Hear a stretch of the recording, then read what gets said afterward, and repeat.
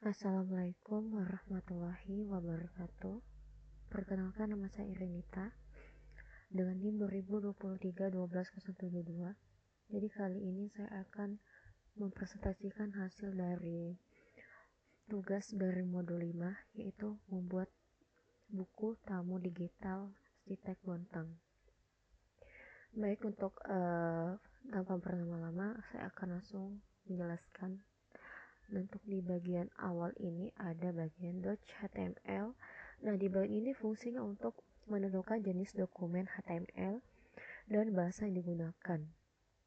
Dan untuk di bagian head ini untuk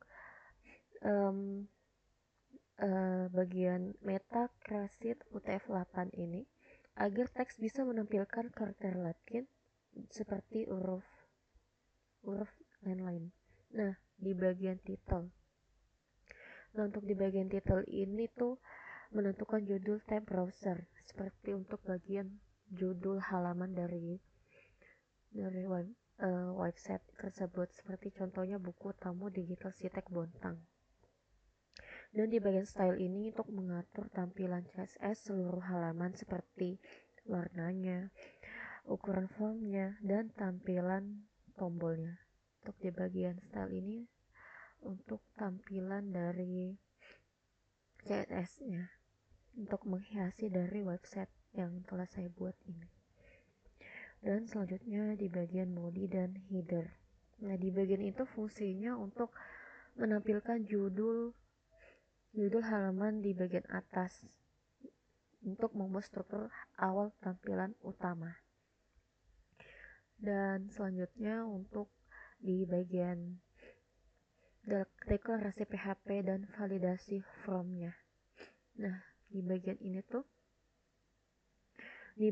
fungsinya untuk menyiapkan variabel kosong untuk menyimpan data dari form, memeriksa apakah form dikirim pakai post, dan jika ada kolom yang kosong, tampilkan pesan error.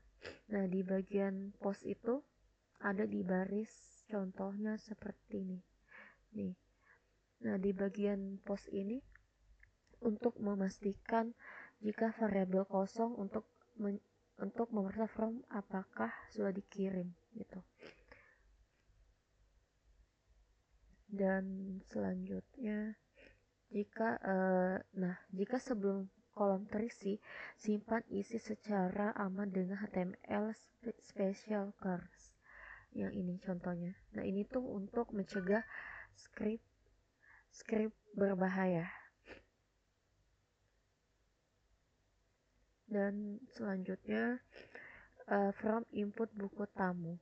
Nah, di bagian itu fungsinya untuk menyediakan kolom input nama, email, dan pesan kepada pengunjung.